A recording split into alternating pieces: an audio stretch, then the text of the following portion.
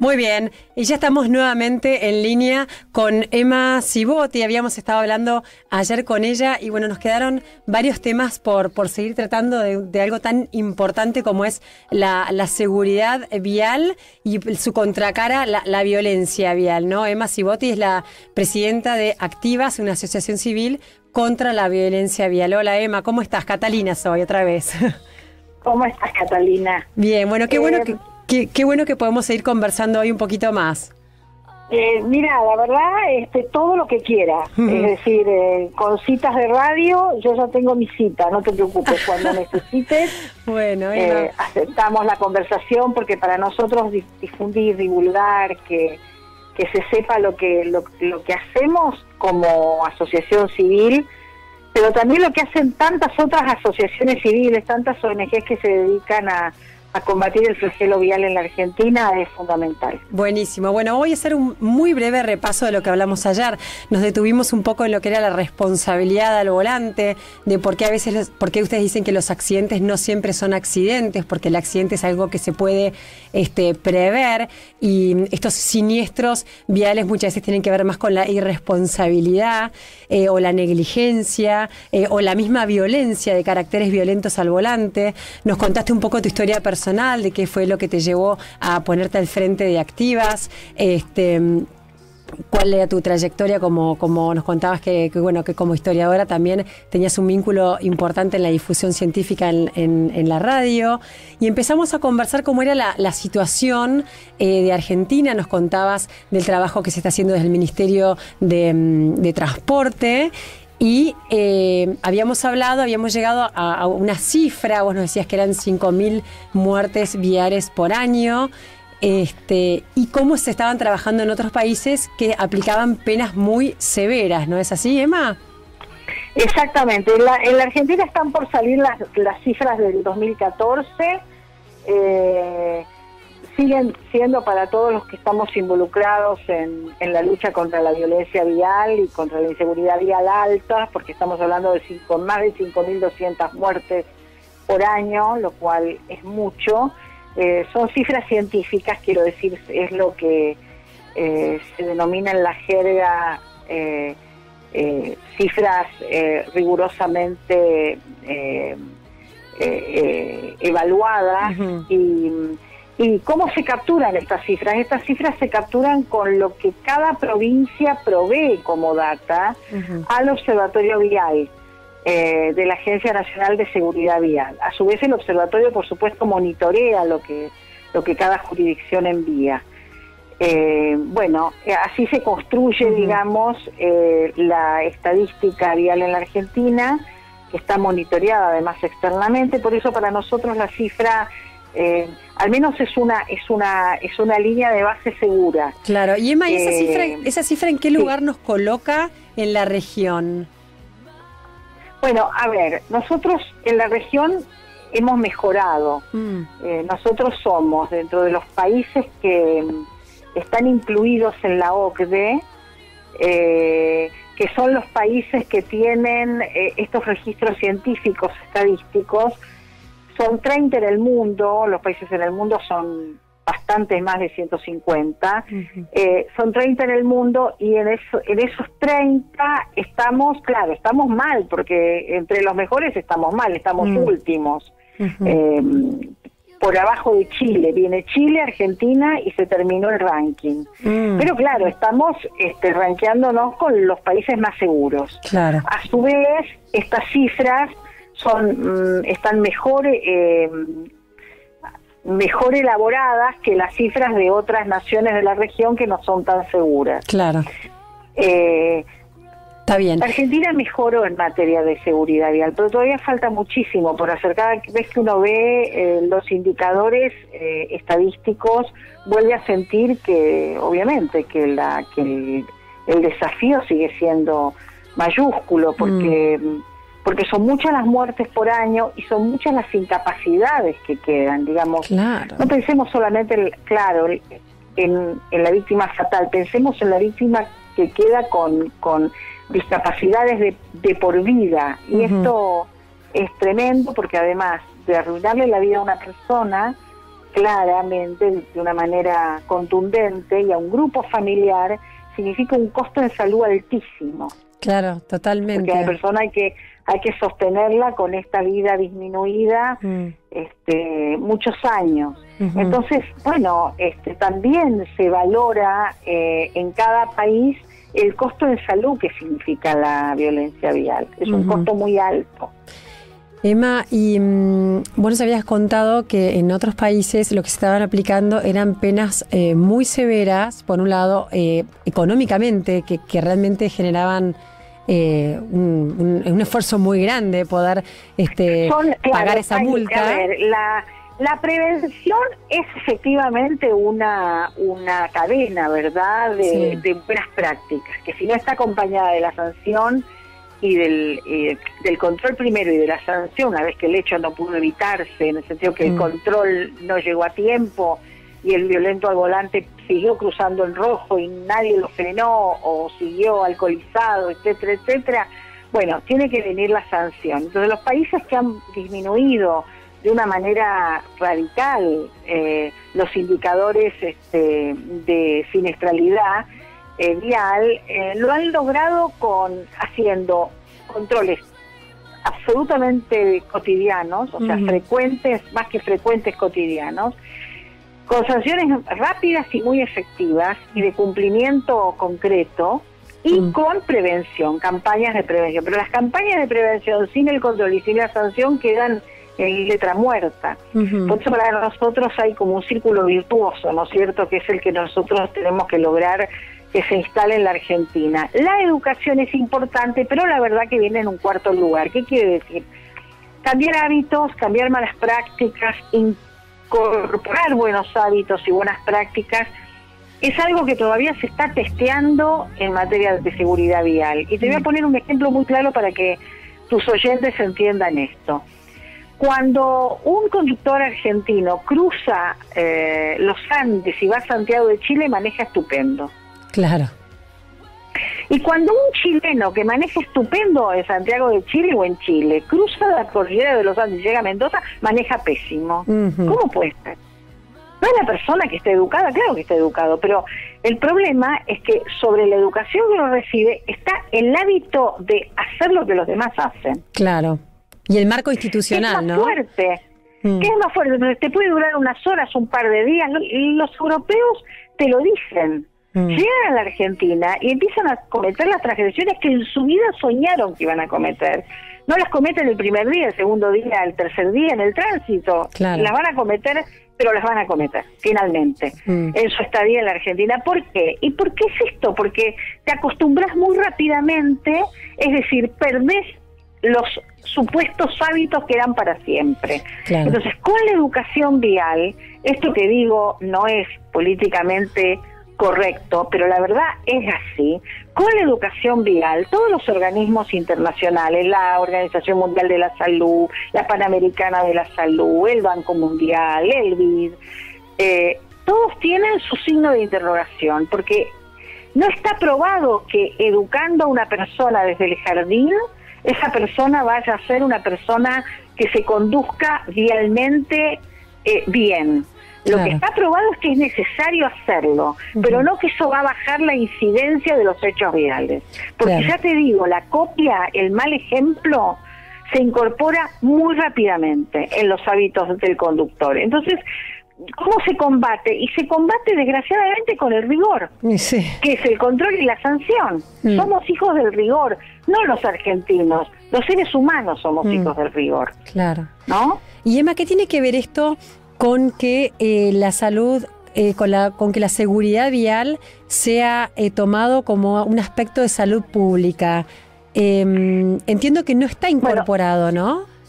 No. Nosotros insistimos mucho con esta variable porque inclusive nuestro programa de radio nos empieza a acompañar a partir de septiembre SAMCT. SAMCT es la Sociedad Argentina de Medicina y Cirugía del Trauma. Ellos conciben efectivamente que no hay accidentes, hay hechos traumáticos en la vía pública. El trauma es una enfermedad y puede ser, digamos, pandémica, que es lo que pasa con los hechos viales.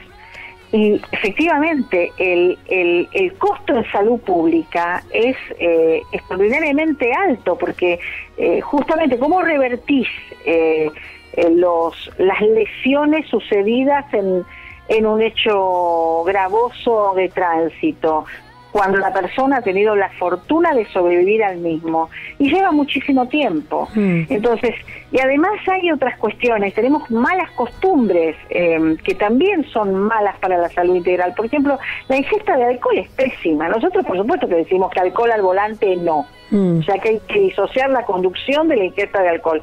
Si querés tomar, no manejás, y si manejás, no tomaste antes, digamos. Pero al margen de que hace mal, que es absolutamente errado manejar con inclusive un vasito de vino, porque inmediatamente te bajan todas los reflejos, la sensibilidad de los sentidos, exactamente.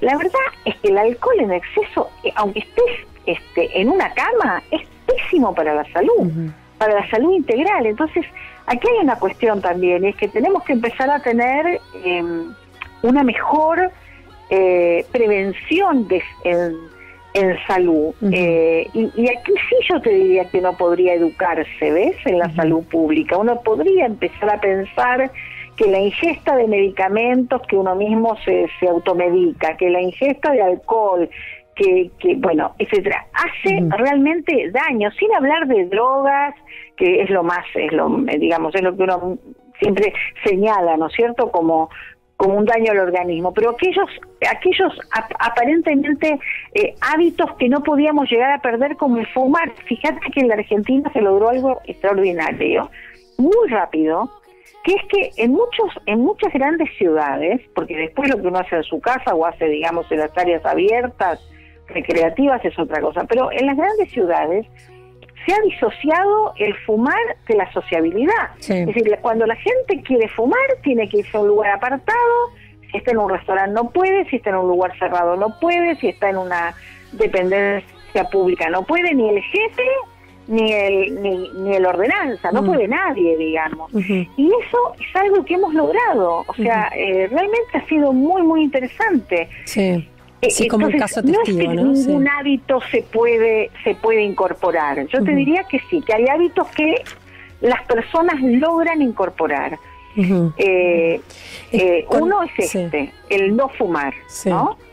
Emma, y con respecto volviendo al tema de salud pública, ¿qué relación tiene con el tema de los servicios públicos, ¿no?, de transporte, y la prevención y el rol? Bueno, uno de los problemas que tenemos es que la CNRT, que es la Comisión Nacional de Regulación del Transporte, tiene que trabajar mejor. O sea, nosotros sentimos como familiares de víctimas viales, muchas veces nuestras víctimas han sido atropelladas, embestidas por conductores profesionales que deberían haber estado en aptitudes psicofísicas al momento de conducir, o sea, no las tenían, o no sabían manejar, o estaban alcoholizados, o iban muy rápido, o el digamos, el transporte no estaba en condiciones, en fin. Efectivamente, acá es por eso que el control es tan importante. Cuando uno dice control, no es solamente para que la persona no cruce en rojo. El control vial es una cuestión compleja, pero tiene que estar permanentemente en todas partes. Hace unos días hablaba con una mamá que también es bueno, ha perdido a su hijo hace unos años atrás, un chiquito de 10 años en la ciudad de San Luis. Ella creó una asociación civil para luchar que se llama Fundación Madres del Dolor de San Luis. Y Graciela González me comentaba, yo le preguntaba justamente qué pasaba en salud, cuál era, digamos, el problema ahí. Y me dijo, la falta de control, porque ellos tienen carreteras estupendas, han hecho inversión en infraestructura vial, cosa que, por ejemplo, no se nota en la provincia de Buenos Aires. Bueno, en la provincia de San Luis se nota. Sin embargo, las cifras de siniestralidad vial siguen siendo muy altas y los muertos muchos. ¿Y por qué? Porque no hay control. ¿Y dónde se nota que no hay control? En la regulación del transporte. Me decía que es muy común que en San Luis haya micros, autobuses y combis que son truchas, que no están en regla, con conductores que no manejan bien, con un transporte que no está en condiciones. Entonces fíjate, ¿no? Hasta qué punto cuando uno dice control está diciendo tantas cosas al mismo tiempo. Emma, buenas tardes, Paola. Yo la escucho y también falta mucho en control de los choferes que exceden sus horas de trabajo, ¿verdad? Bueno, claro, porque es todo un círculo vicioso.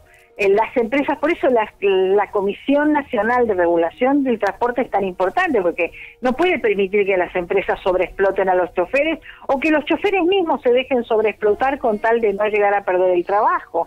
Claro, trabajan muchas horas, trabajan hacia destajo, no duermen bien. Hay un fenómeno que nosotros conocemos muy bien, que es una expresión que es general, coloquial. Cuando uno dice, estoy borracho de sueño. Es una expresión común. ¿Pero por qué borracho de sueño? Porque cuando uno tiene mucho sueño, ha descansado mal, lo que el cuerpo genera es la misma, en sangre, es lo mismo que produce el exceso de alcohol. El cansancio, sí. Entonces la expresión borracho de sueño es una expresión absolutamente literal de lo que a uno le pasa. Entonces los conductores profesionales, porque digamos, tienen que cumplir un horario, el particular puede parar, ir a la banquina, entrar a un pueblo, esperar en una estación de servicio, que es lo que nosotros siempre aconsejamos. No más de 2 horas seguidas de manejo, salir, estirar las piernas, etcétera. El profesional tiene el problema de que tiene que cumplir un horario. Bueno, pero las empresas acá tienen que entender. Ahora, claro, no van a entender si no se las controla. Y Emma, ¿qué es el diseño de las Naciones Unidas para la Seguridad Vial? Bueno, empezó en el 2011, justamente ahora se hace en Brasil, en la ciudad de Brasil y en la capital de Brasil, una suerte de balance de estos 5 primeros años dedicados a la seguridad vial en el mundo. Creo que el ministro Randazzo va a exponer, van a exponer los ministros, digamos, de transporte. Es una jornada, congreso internacional, y Naciones Unidas funciona de esta manera, coloca en la agenda pública temas, y para que estos temas sean incorporados por los gobiernos y sus sociedades, de alguna manera planifica decenios en donde se tienen que lograr determinados objetivos. Sí. ¿No? Y en este caso el objetivo es obviamente bajar la siniestralidad en el mundo, que es altísima. Y si entendí bien, ¿ustedes presentaron unos 7 puntos de trabajo para este diseño? Nosotros tenemos como ONG nuestros propios, digamos, obviamente, en la constitución de la ONG nos pareció importante comprometernos con puntos que tienen que ver con la seguridad vial, obviamente vinculados a la salud pública, vinculados al control y a la sanción penal, en fin. Cada asociación puede proponer, no es que nosotros propusimos a Naciones Unidas, sino que tomamos de las ideas del diseño lo que nosotros como ONG estamos haciendo. Perfecto. De hecho, con el programa de radio, ese factor humano, empezamos ahora en el mes de septiembre a trabajar en red con la Sociedad Argentina de Medicina y Cirugía del Trauma. Es una manera de responder a lo que nosotros ahí presentamos, ¿no? Bueno, Emma, y para ir cerrando, contanos un poquito desde Activas cuáles son las acciones concretas que están haciendo y cómo se sustenta Activas. Bueno, las acciones concretas que estamos haciendo es, por un lado, el programa de radio, que nos lleva muchísimo tiempo, es una vez por semana, en Radio del Plata, que es una M, que para nosotros fue importante la M por esta cuestión de que podemos interactuar con familiares de víctimas viales, pero también con legisladores, funcionarios y todos los activistas, digamos, cívicos que se dedican a combatir el flagelo vial a nivel país, porque nosotros entendimos muy rápidamente que el problema vial es un problema federal. Entonces, no es que el gobierno nacional puede dictar una política y todos la tienen que acatar a nivel gubernamental. Cada provincia como el tránsito no es una materia delegable o delegada de la provincia a la nación, cada provincia puede tener inclusive leyes que no sean iguales a las de la de al lado, lo cual es un problema. Sí. Y no les cuento con los municipios, que pasa lo mismo, porque el municipio tampoco delega materia de tránsito, su autoridad en tránsito a la provincia. Con lo cual, cuando entendimos esto, dijimos, bueno, acá el programa, si lo hacemos, tiene que ser un programa con alcance nacional, territorialmente federal. En eso tenemos puesta muchísima energía. Después, otra cosa que hacemos, y esto ya es un trabajo no masivo como es el de la radio, al menos en su alcance, sino que es casi personalizado, que es acompañar a los familiares de víctimas, simplemente porque sabemos lo que pasa con todo el proceso penal y de juicio, y entonces los familiares que se nos acercan, no es que les brindamos apoyo, ¿cómo se llama? Judicial. No es que no haya un abogado en la ONG, hay un abogado, pero no necesariamente tienen que hacer el seguimiento con nosotros de su caso. La verdad es que para nada, pueden traer su abogado. Nosotros no nos metemos en cómo ellos organizan su vida para pelear por el juicio que están esperando, sino que los acompañamos. Si tienen que ir a tribunales, si no saben qué preguntar o no tienen cómo, o qué sé yo, los acompañamos. Si quieren, también les ofrecemos que nuestro abogado los asiste, en el sentido que les dé un consejo que es totalmente ad honorem, digamos. Bueno, hacemos mucho eso, es muy desgastante, debo decirles, sí, porque encima es muy pesado hacerlo, pero bueno, creemos que es muy importante. Sí. Y después damos charlas donde nos piden en colegios, en agrupaciones, trabajamos en red con otras ONG, si no vamos nosotros, decimos quiénes podrían estar. En este momento estamos trabajando mucho con ADICIF. ADICIF es una ONG que se dedica, que tiene en este momento una suerte de campaña por la sillita de retención infantil, que nos parece tan importante a nosotros. Entonces, todo lo que ADICIF hace con esta suerte de campaña, nosotros los apoyamos, los acompañamos, lo retransmitimos en nuestras redes, etcétera. Está bien. ¿Y cómo sustentan la ONG, Emma? Porque por ahí hay alguien que está escuchando. Es buena la pregunta, claro que sí. Hemos podido optar a lo largo de los años. Bueno, primero el bolsillo. A ver, empecemos por el principio. Siempre está el bolsillo dispuesto, abierto. No tenemos el bolsillo cerrado, cosido. No se puede hacer una asociación civil sin fines de lucro. Así que eso es lo primero que hay que decirle a cualquiera que no sepa cómo funcionamos.